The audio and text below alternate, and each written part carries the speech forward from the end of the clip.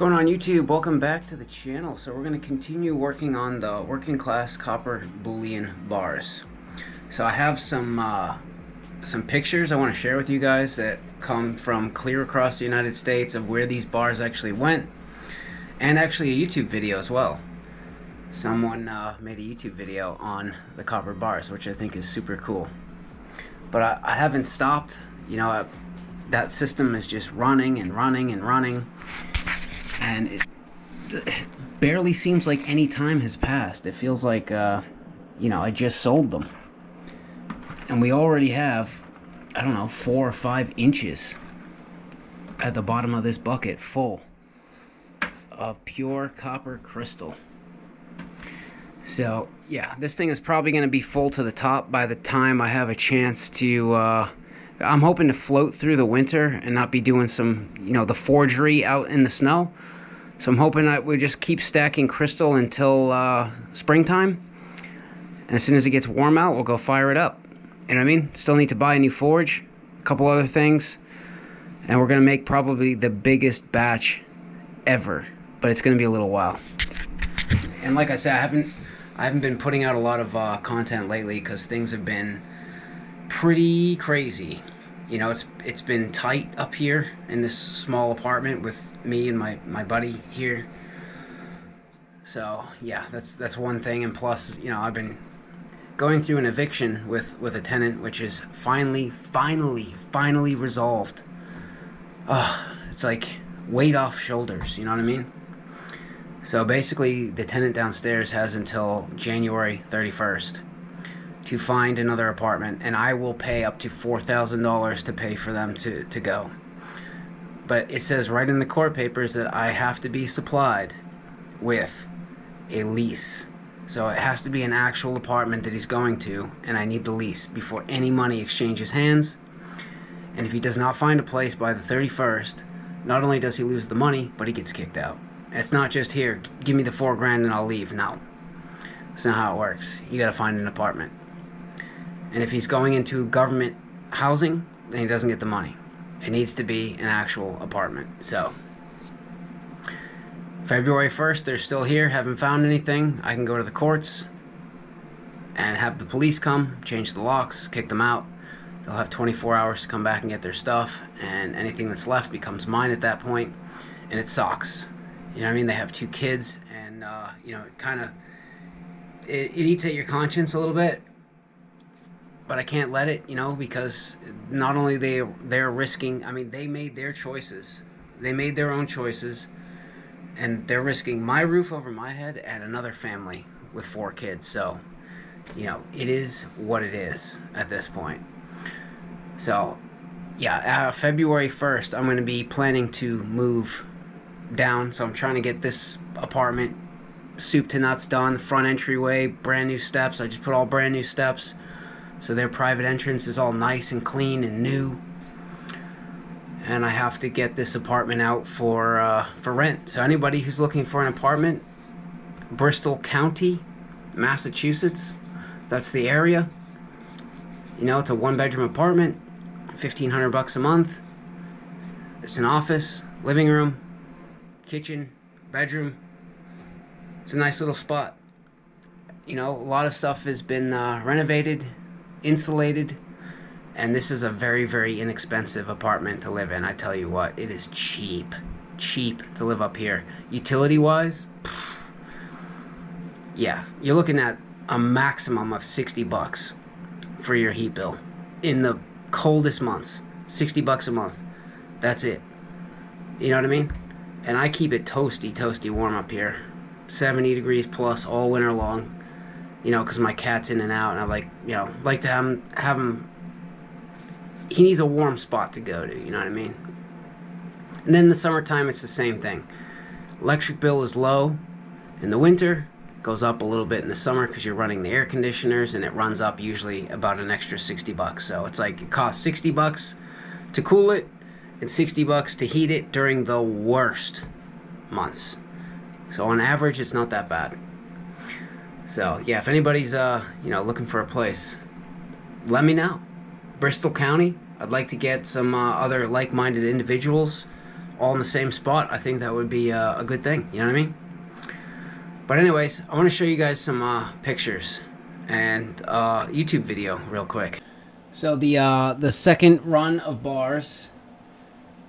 Yeah, I was asking for pictures back, but you know, there's a few people that never got back to me, and I get it. You know, people are busy. People got stuff going on. You know, life happens. You know what I mean? So if you didn't get back to me, it's not a big deal. You know what I mean? You're good. But I wanted to share, you know, because like these bars went clear across the United States. I mean, they went everywhere. New York, California, Oklahoma, Kentucky.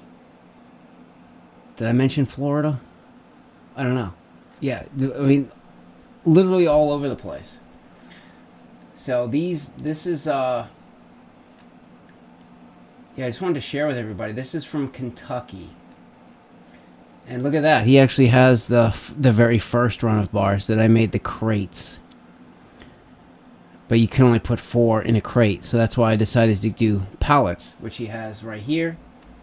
The second run, which the first run was pretty good, but you can tell from the picture, the second run looks a lot more polished. The weight is stamped on the sides, and I noticed this. Look through these pictures with me here. So the first run, I had a piece of wood going across just to hold everything in. It was intended to just pull off, and he used it as a little like a kickstand to kind of hold it there. He's got some bullets resting on it. Looks like he does coin roll hunting, which takes an immense amount of time, so you really need time for that kind of stuff. Yeah, that's Kentucky again. Here's Oklahoma. He sent me a bunch of pictures. They're really small though, and if you zoom in, the picture quality goes down, but I like this picture here. That looks cool, man. If it was clear, that would be a really cool picture with the rustic, old school looking background. That's pretty badass. That's a pretty cool picture too, with that old wood in the background. That is pretty cool, man. But you notice something in all these pictures? So you notice something from this picture to this picture, now to Florida, to this picture. They all left the paracord on. That I never intended for the paracord to stay on. That's why I just kind of, you know, wrapped it up really rough. It was just meant to hold everything on. I figured people would cut that off and like check the bars out, but they left it like that. So yeah, I don't think I'm going to use paracord next time. I think next time, you know, we're going to do something nicer. We're going to do some sort of, I don't know. I'm going to figure it out. I don't know if it's going to be copper wire or if it's going to be, but we need to find something more clean and professional looking, because I don't like that look with the paracord all kind of tangled up on it. So that's you know, this is why I want people to send me pictures back, because I just wanted to see. I figured people would take them and cut all that off, but people like it on because it kind of keeps everything contained. And I like the idea of the pallets, so you can stack whatever you want on them. You can do 4, you can do 6, you can do 8, you can do 12, whatever you want to fit on that thing, you can do it. So yeah, it gives me ideas for next time. But this guy, this is Florida. He has a YouTube channel called Crafted Metal. And I think he has a couple other YouTube channels as well, but he sent this out. He said I could share, so I figured we'll just watch a little clip from this. It's just taxation, and that's just robbery. So take your hard-earned dollars and buy real goods. Buy raw goods. This is the first copper bar I ever poured. It was very crude. It's about 90 to 95% pure. Yeah, see, this So when I started first pouring copper bars, it was about the same. But I think people that actually try to pour a copper bar and have it come out like pristine and clean appreciate, what how those bars turned out that I did, because it's not easy. It's not as easy as it looks.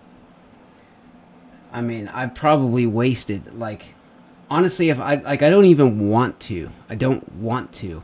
I'm sure I made a couple of dollars off the last run, but it's nothing to brag about. You know what I mean? It's probably like $400 by the time I take all the expenses and the gas and the time.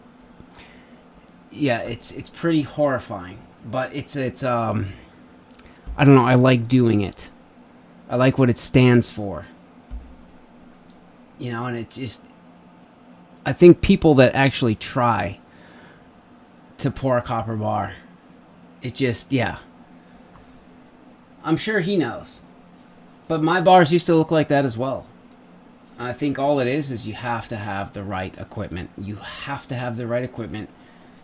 And it takes a little bit of practice. And obviously there's people that are making copper bars that are way, way better and cleaner than mine because they've had more time and experience doing it. But yeah, I think that's, if you want to clean up your bars, I would say make sure you have the right forge. Make sure you're adding the appropriate amount of borax. And make sure you have a good quality ingot mold. And it's got to be hot. It's got to be boiling hot. And you'll get a better pour. Then I got into it more and more, and that's when I found Jason Evans. It's important, and Americans need extra working class knowledge. Jason Evans really refined his practices, and since he's created these beautiful bullion bars. These bars are over £1 each of pure 999 bullion grade copper, and these things are shiny like a mirror finish. And he's got his logo, and each bar is numbered with a number. So that makes these even more scarce than just your regular copper bar. The one I made, very crude. So this is what I set out to do. The bar that he has in his hand, I used to make bars like that. And your first instinct is to go to the scrapyard, correct? Because that's kind of what it is. So I wanted to make something that you would never even dream of bringing to the freaking scrapyard. And that's that in his other hand. Polished, shiny, a crap ton of work to make that. But it's pristine as pristine as I could do at the time. You know what I mean? Who knows? We might be able to improve from here. But yeah, I wanted to make something that was going to outlive me. I wanted something that would circulate. You know what I mean? And never be just brought to the scrapyard. Because if you think about it, think about what they're trying to do. They're trying to build AI. They're trying to build this clean energy thing. They want to build these massive AI data farms. Or these processors. And even if you go to Mark Moss's channel, he said it himself. If they want to build these massive AI data centers, they're going to need a shitload of copper. And they don't have it. They don't have it. So you notice a lot of like plumbing things, like the price of copper keeps creeping up, so to the point where it's not like really feasible to use it for, plumbing anymore. So we're going with plastics. Everything's like, the metals are becoming too expensive, and everything is being made out of freaking plastic. It's sad to see. It's really sad to see. Still has a lot of value. The one he made, very refined and very ornate and decorative, and it'll look really good on a table. And I plan on buying a ton more stuff like this from him. And let's just see where he takes it. But I just want to throw him a huge shout out and say thank you for doing this and really dedicating some effort and time into what you do, because it really pays off. And I think that's one of the biggest reasons I do this So I think it's important to get the message out there because it's like so clear and obvious. If you go back, look at history, read and understand the Constitution, I think more people, everyone thinks it's this outdated document. It's not outdated whatsoever. I mean, a lot of thought and a lot of time has passed through mankind, right? And our forefathers saw things and said, "This is the best way you could do this to keep things fair for the masses, for the people, and not have things go to the big, the rich, the powerful." But we seem to keep forgetting about the Constitution, and we drift further and further away from it because everyone says it's outdated, which it's not. In the Constitution, it says that gold and silver coinage shall be used as money, and that was for a reason, because it cannot be just poof more into existence. And I know people try to build a case with Bitcoin because there's only so many Bitcoins in existence, and there's never going to be more. But what is it at the end of the day? What is Bitcoin? I know it's it's this algorithm program, and that's really where Bitcoin, gets its value. But like at the end of the day, you have nothing. You hold nothing. You own nothing. It's just a digital thing, which doesn't make any sense. Which, mind you, Bitcoin needs copper to run. I would be more comfortable with Bitcoin or the crypto space if it was actually backed by like gold, silver, copper, like, or a basket. Like you're able to go into any bank and be like, "Hey, I don't want this Bitcoin. I'd prefer to take some gold coinage, and I'd like to hold that." But see, that's the thing. They don't want us holding our own wealth anymore. They want to hold it. See, the only way that's going to happen is if we go into a digital currency, because then they will hold all the wealth. They will hold all of the gold. They will hold all of the silver. And they will hold all of our Bitcoins. So, I mean, you look at why they've been suppressing the price of silver and gold for all these years. Because, I mean, if Bitcoin can hit $100,000 and gold is at, $3,000 almost, and silver is trading at like $30, I mean, that seems completely mental to me. Something's not right here. But, that's the other thing. Nobody knows the future and how we're going to go. And yeah, there's definitely a right way. There's the way that was created by our forefathers, the Constitution. And you could invest all your money into silver.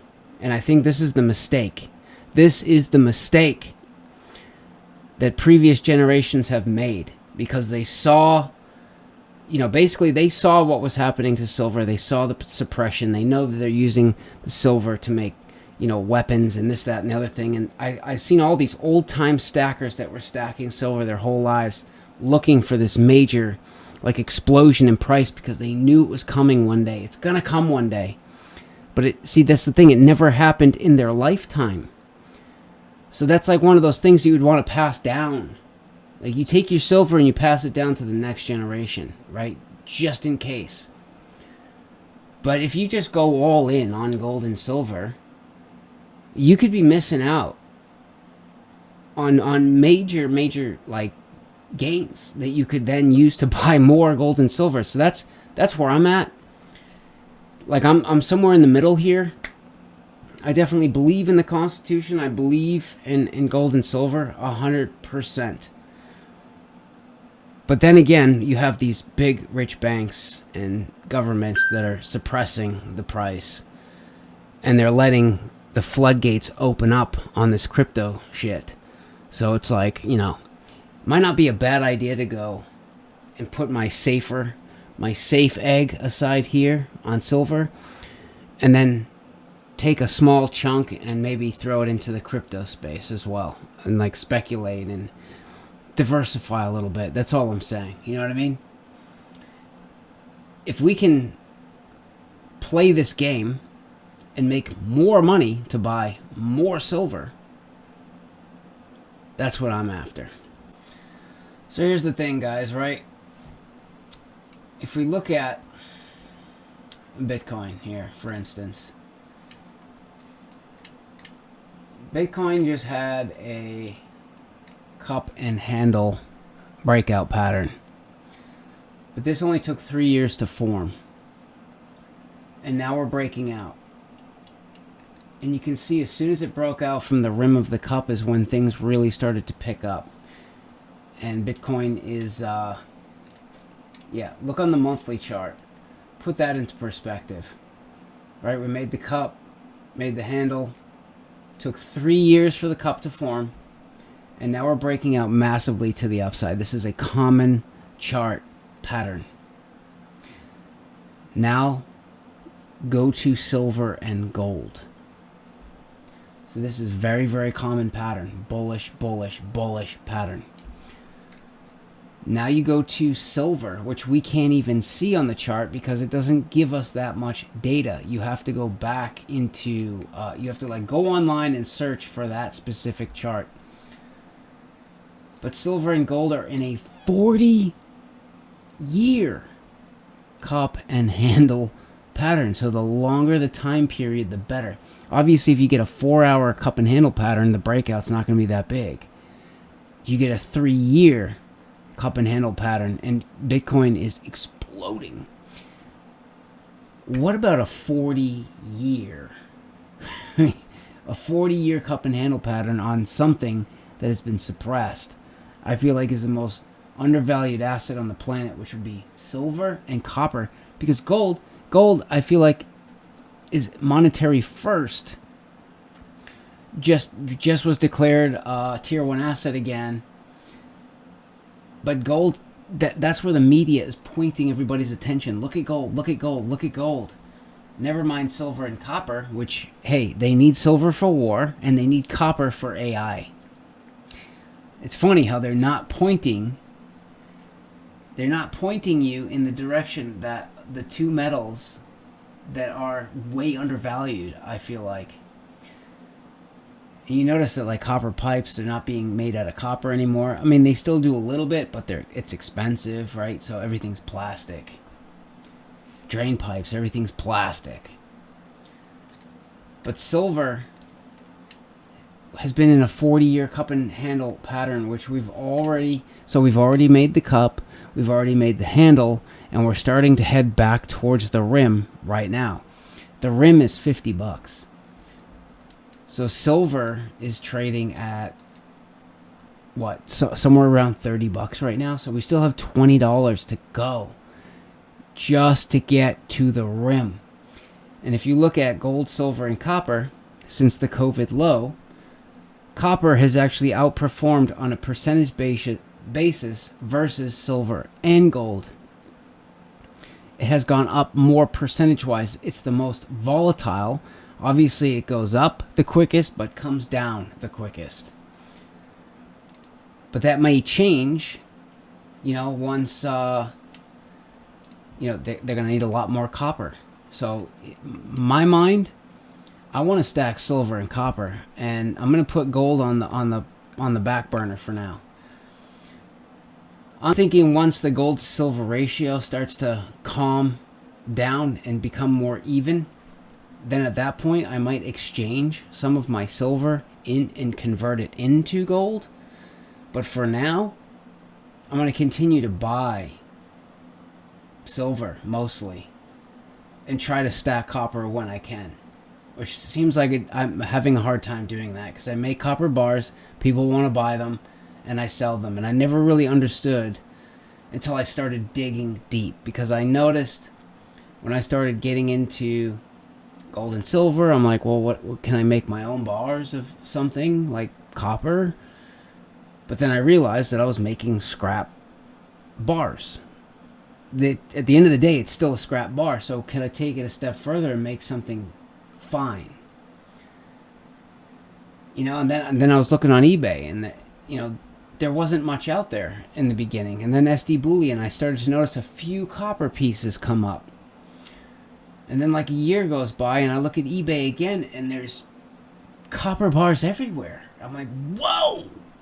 Where did all this come from? So, there's been a huge spike in interest in copper. So I'm like, okay, well, let's try to make the nicest copper bar I can. And basically my game plan was to make the copper bars, sell them, and buy more silver. But it hasn't really worked out like that because I haven't really turned a huge profit selling the copper bars. It's been more of a hobby, something I like doing. And I think it's at least getting the word out there to other people on where we're being wronged. So, yeah, I don't know. Hopefully, if I can get the right equipment this time from the get-go. That's why I'm in no rush to get this third batch going. I want to get the right forge. I want to get the right equipment so I'm not chewing through gas. And I want to try to make the third batch the best ever so I can actually, hopefully, turn, a decent profit off of the next batch. And then use that money to buy silver. And honestly, I might actually want to not sell all of the next batch.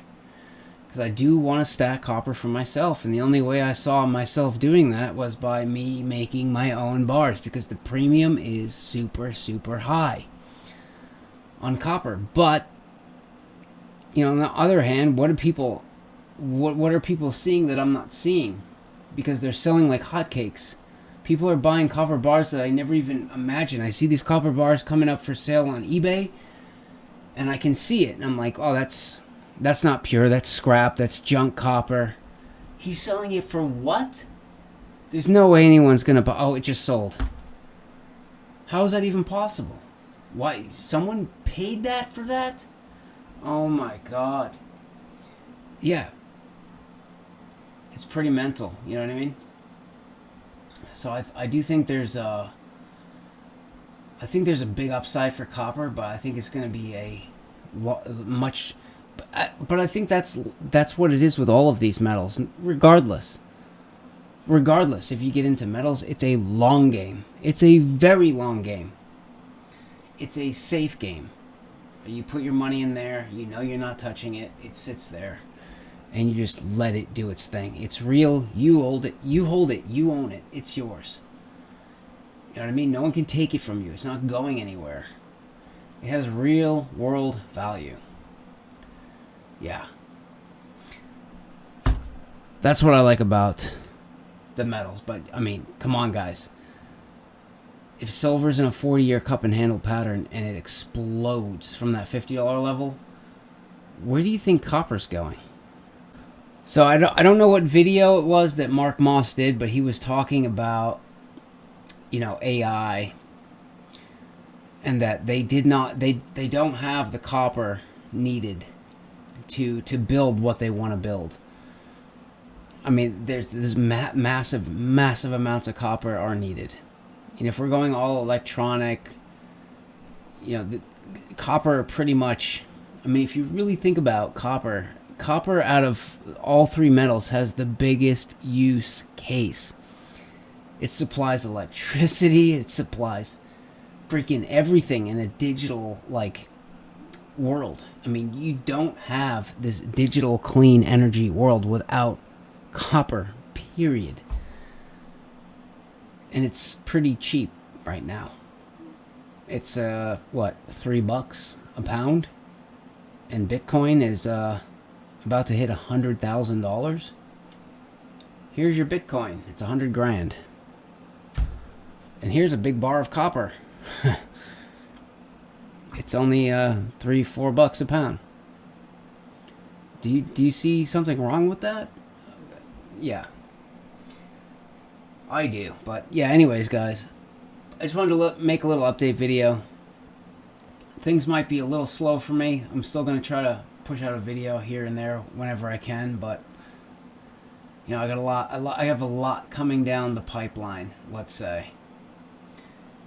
I got to finish this apartment, finish the front stairs, get everything touched up, painted nice, take pictures, post it, try to find the right renter. I want to find the right person for this apartment. I just don't want to, you know, I want to find the right person or young couple. Either young couple or person. No kids, none of that. It's too small of an apartment. But yeah, things will be getting better. I hope very, very shortly. Once I move down, I gain the driveway. I have my own driveway. Finally, it's like crazy. I own the house, but I'm the one parking on the street. I have 2 driveways, but I'm not allowed to park in them, and it's my house, which is nuts. But I'm going to be taking over more of the basement. I'm not giving basement space to this apartment. I need that basement. So I'm going to slowly take over that basement. I'm going to gain the driveway. I'm going to gain a lot more space. It'll be good. It'll be good for the YouTubes, you know what I mean? So yeah, make sure you subscribe. Give me a thumbs up. See you in the next one.